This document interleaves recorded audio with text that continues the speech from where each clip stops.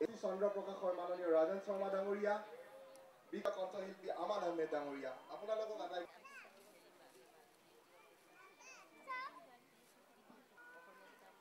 ইয়াৰ লগতে আমাৰ মাজত উপস্থিত থকা সাংবাদিক গোপাল জালন ডাঙৰীয়াকো মঞ্চলৈ আহিবলৈ অনুৰোধ জনাইছো।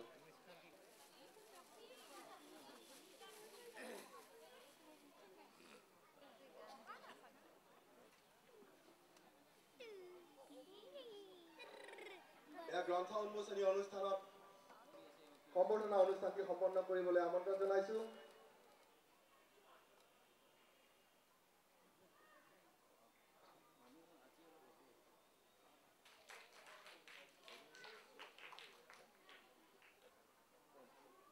আৰু এতিয়া মই অনুষ্ঠানটি আগবঢ়াই নিয়াৰ বাবে মানৱ কবি ডাঙৰীয়াৰ হাতত মোৰ মাইকটো অৰ্পণ কৰিছো। ধন্যবাদ।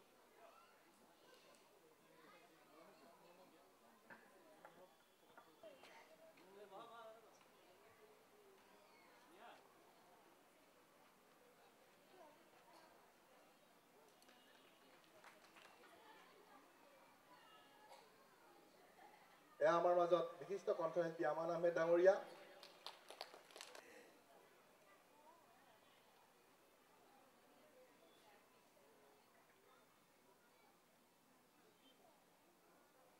মন্টু শইকীয়া ডাঙৰীয়া, এইবাৰ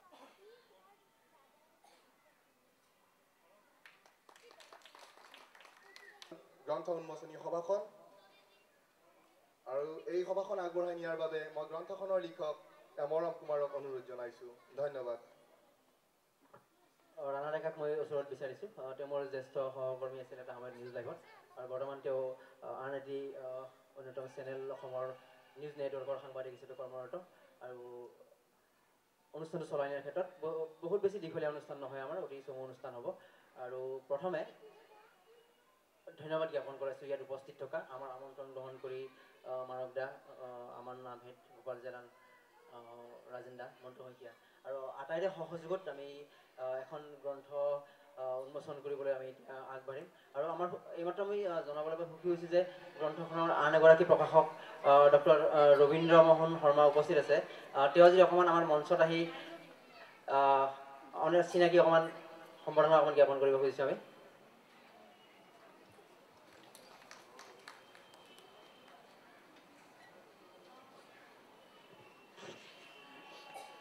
এখন নতুন গ্ৰন্থ লিখাৰ প্ৰয়াস কৰা হৈছে ভূপেন চালাম, driver, traffic point, Zubeen Garg, দুআষাৰ ক'বলৈ অনুৰোধ জনাইছোঁ। আৰু তাৰপিছত আমি গ্ৰন্থ উন্মোচনৰ পৰ্বলৈ আগবাঢ়িম। মানৱ দা।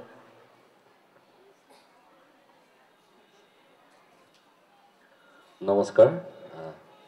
আজিৰ এই গ্ৰন্থ উন্মোচনী সভাত উপস্থিত আমাৰ চন্দ্ৰ প্ৰকাশৰ স্বত্বাধিকাৰ ৰাজেন শৰ্মা ডাঙৰীয়া, সাংবাদিক মন্টু শইকীয়া ডাঙৰীয়া, সংগীত শিল্পী আমান আহমেদ ডাঙৰীয়া, গোপাল জালান ডাঙৰীয়াকে প্ৰমুখ কৰি মঞ্চত উপবিষ্ট বিশিষ্টজন আৰু ৰাইজ, মৰম কুমাৰে খুব মৰম লগাকে কবিতা আৰু বিভিন্ন লেখা লেখি আহিছে বহুদিনৰ পৰা। তেওঁলৈও গ'ল, এতিয়া এজন নিষ্ঠাবান সংবাদকৰ্মী হিচাপে কাম কৰি আছে। আৰু কামৰ ফাকে ফাকে তেওঁ লিখা কামটো এৰি দিয়া নাই, এৰি পেলোৱা নাই, লেখা মেলা কৰি আছে। আৰু তাৰে এখন গ্ৰন্থ আজি উন্মোচিত হ'ব। নামটো খুব মানে কি চমক থকা এটা নাম, যে নামটো পঢ়িলে কিতাপখনৰ ভিতৰতনো কি আছে পঢ়ি চাবলৈ মন যায়। মোৰো মন গৈ আছে, আৰু উন্মোচন কৰাৰ পাছতেই আমি কিতাপখন পঢ়িম। আৰু মই আশা ৰাখিছোঁ তেখেতৰ এই প্ৰচেষ্টা সফল হওক, আৰু ৰাইজে উৎসুকতাৰে তেখেতৰ গ্ৰন্থখন ক্ৰয় কৰক আৰু পঢ়ক। ধন্যবাদ। গ্ৰন্থ উন্মোচনৰ মাজলৈ এতিয়া আমি আগবাঢ়িম, আৰু এই গ্ৰন্থ উন্মোচনৰ কাৰণে আহ্বান জনাব মোৰ একেলগে জ্যেষ্ঠ সহকৰ্মী, মোৰ অগ্ৰজ সংবাদকৰ্মী ৰাণা ডেকাই। আমি এতিয়া এই মৰম কুমাৰ ৰচিত এই গ্ৰন্থখন আনুষ্ঠানিকভাৱে উন্মোচন কৰাৰ দিশত আগবাঢ়িছোঁ। আৰু এই গ্ৰন্থখন আনুষ্ঠানিকভাৱে উন্মোচন কৰাৰ বাবে মই আমন্ত্ৰিত আটাইকেইগৰাকী অতিথিকে অনুৰোধ জনাইছোঁ।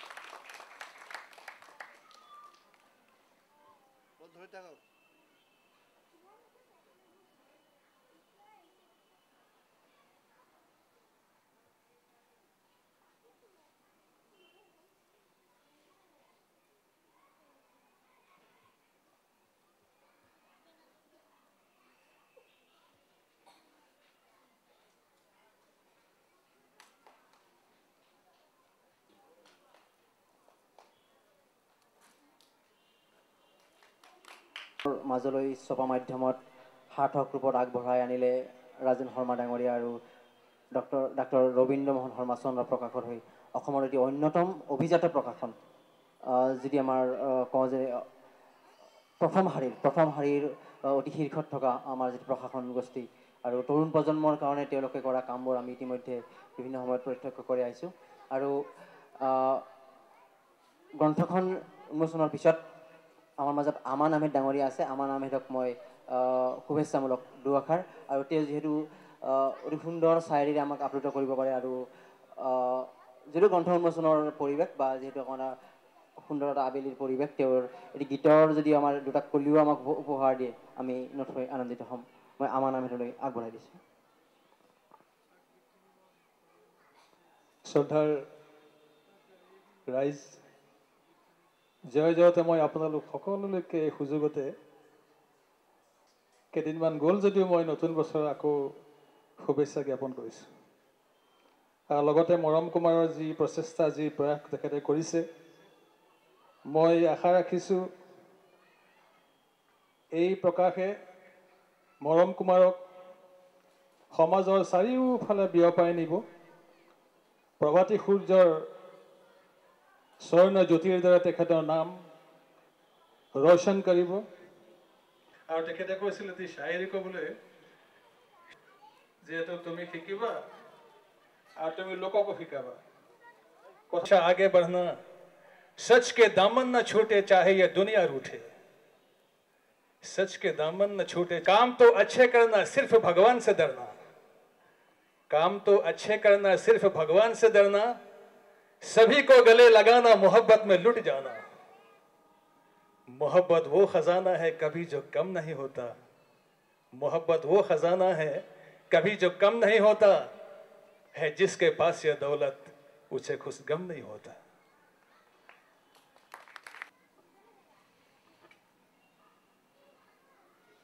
ভূপেন দা চালাম, driver, traffic point, Zubeen Garg ইত্যাদি কৈছোঁৱে। চমক লগা নাম, চমক থকা নাম। আৰু যিসকল কিতাপ পঢ়ি ভাল পোৱা মানুহ আছে ইয়াত উপস্থিত, সকলোকে অনুৰোধ জনাইছোঁ কিতাপখন পঢ়ি চাব। বিভিন্ন ধৰণৰ সাক্ষাৎকাৰ আছে বিভিন্নজনৰ, আৰু মৰম কুমাৰে নিজৰ অভিজ্ঞতাৰে কথাবোৰ বৰ্ণনা কৰিছে। গতিকে নিশ্চয় এখন সুখপাঠ্য গ্ৰন্থ হ'ব বুলি আশা কৰিছোঁ। আৰু পুনৰ সকলোলৈকে ইংৰাজী নৱবৰ্ষ আৰু আহি থকা ভোগালী বিহুৰ ওলগ জনাই মই মোৰ বক্তব্য সামৰিছোঁ। ধন্যবাদ। আজি এই গ্ৰন্থ উন্মোচনী সভাত উপস্থিত থকা মানস ৰবীন আৰু আমাৰ বন্ধু গোপাল জেলান, জয়তে মই এটা কথাই কওঁ যে ভূপেন দা গ'লগৈ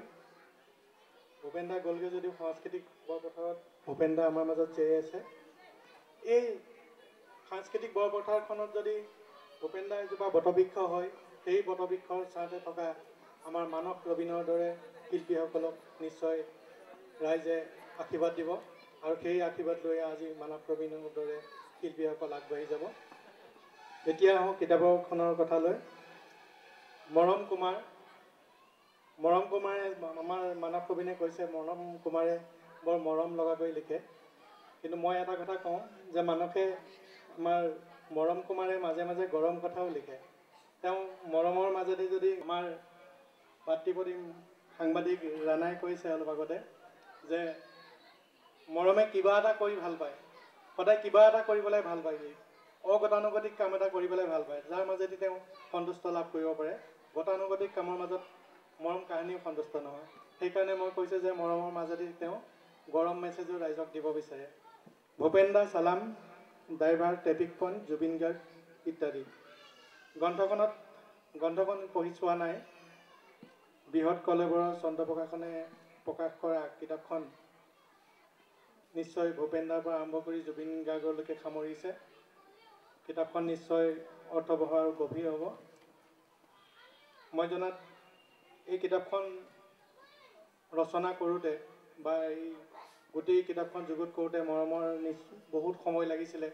মাজতে মৰমে কৈছিলে যে মই কিতাপখন কৰি আছোঁ গোবিন্দা জুবিন গাৰ্গ সকলক লৈ। গতিকে আজি কিতাপখন মুকলি হৈছে, আজি বজাৰত এৰি দিছে। আজি খুব এটা ভাল দিন, এটা আমাৰ কাৰণে এটা স্মৰণীয় দিন যে এনেকুৱা এখন কিতাপ। আৰু তেওঁৰ গ্ৰন্থবিলাকৰ নামটো এটা আকৰ্ষণীয় হয় আৰু সেই হিচাপে ভিতৰৰ বস্তুবিলাক আকৰ্ষণীয়। তেওঁৰ ইংৰাজী কিতাপ এখনো আমি উলিয়াইছোঁ। গতিকে তেওঁ লিখক হিচাপে নতুন চামৰ ভিতৰত বিশেষকৈ ইলেক্ট্ৰনিক মিডিয়াত যিবিলাক সাংবাদিক কাম কৰি আছে তাৰ ভিতৰত এজন প্ৰতিষ্ঠিত লিখক বুলিয়ে ক'ব লাগিব আৰু ভৱিষ্যত তেওঁৰ যথেষ্ট উন্নতি। তাৰ উপৰি তেওঁ সংস্কৃতিৰ ছাইডত গায়ক অভিনেতা এইবিলাক যিবোৰ আছে মই জনাত সকলোৰে লগতে তেওঁ জড়িত হৈ আছে। গতিকে তেওঁ সেই সম্পৰ্কে আৰু যথেষ্ট অসমৰ কলা সংস্কৃতিৰ ওপৰত গৱেষণামূলক গ্ৰন্থ লিখিব পাৰিব বুলি মোৰ ধাৰণা। মোৰ ভাতৃপতি মৰম কুমাৰ।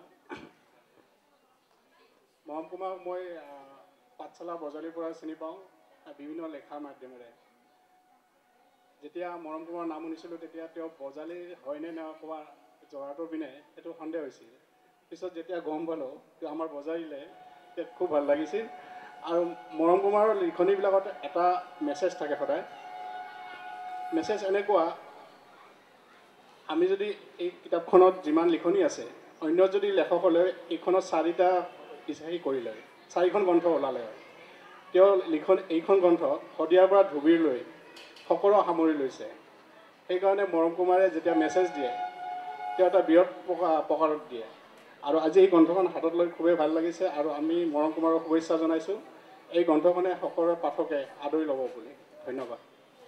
আমাৰ মাজত উপস্থিত আছে আন এগৰাকী প্ৰকাশক ডাক্তৰ ৰবীন শৰ্মা। তেখেতকো উপবিষ্ট বিশিষ্ট ব্যক্তিসকল আৰু গ্ৰন্থপ্ৰেমী ৰাইজ, আজি মৰম কুমাৰ সম্পৰ্কে বিভিন্নজনে ক'লে। এতিয়া মৰম কুমাৰৰ বিষয়ে বিশেষ ক'ব লগা নাই। মৰম কুমাৰ ইতিমধ্যে কেইবাখনো গ্ৰন্থ আমি প্ৰকাশ কৰি উলিয়াইছোঁ আৰু প্ৰত্যেকখনে অলপ অলপ বেছি। সংগীত আবেলি হৈছিলে, তাৰপৰা আবেলি গায়কবিলাকে সংগীত গাইছিলে, চব অসমৰ প্ৰতিষ্ঠিত গায়ক আছিলে। আৰু তাত অনিমা গম, মৃণালিনী দেৱীয়ে আমাৰ দ্বাৰা প্ৰকাশিত মৰম কুমাৰৰ একমাত্ৰ ইংলিছ পুথি এভৰিবডিখন বিয়াৰ দিনাখনেই উন্মোচন হৈছিলে, শ্ৰাদ্ধ শেষ হোৱাৰ পিছত। আৰু বিয়া হৈ যোৱাৰ পিছত এইখনে তেওঁৰ প্ৰথম গ্ৰন্থ প্ৰকাশিত হৈছে। গতিকে তেওঁৰ ঘৈণীয়েকে তেওঁক কি হিচাপে তেওঁৰ লিখি যোৱা কাৰ্যত সহযোগ কৰিব সেই সম্পৰ্কে দুআষাৰ ক'বলৈ মই অনুৰোধ কৰিলোঁ।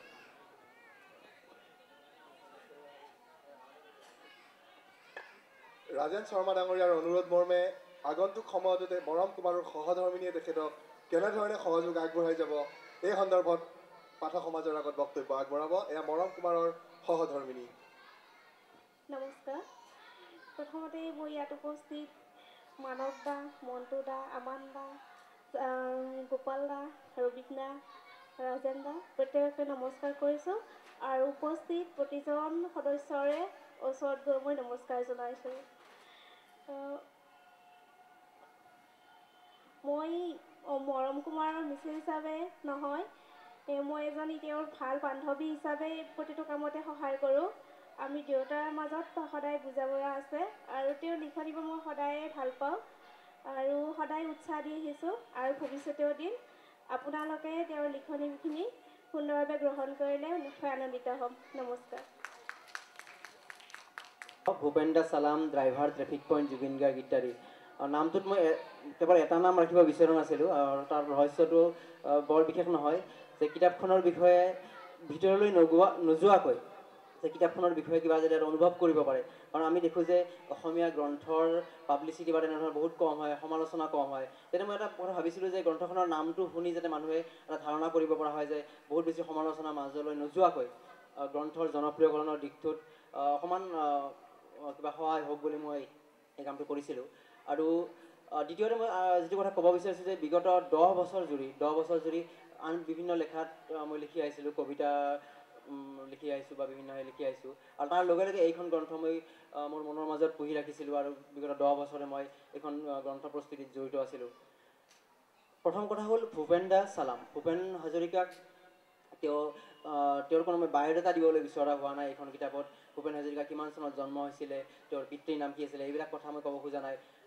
মই ব্যক্তিগতভাৱে তেওঁক লগ পোৱাৰ যি সুযোগ হৈছিলে মোৰ কৰ্মস্থলী নিউজ লাইভৰ সংবাদকৰ্মী হিচাপে বিভিন্ন সময়ত নিজৰা পাহাৰ বা বিভিন্ন সময়ত গৈ তাৰ অনুভৱ আৰু মোৰ সাক্ষাৎকাৰ ভিত্তিক যিবোৰ কথা আছিলে আৰু সেইখিনি সময়ত তেওঁৰ যিটো মহানুভৱতা আছিলে, মানুহৰ প্ৰতি যিটো মহানুভৱতা কথা বিভিন্ন সময়ত কোৱা হয়, সেই কথা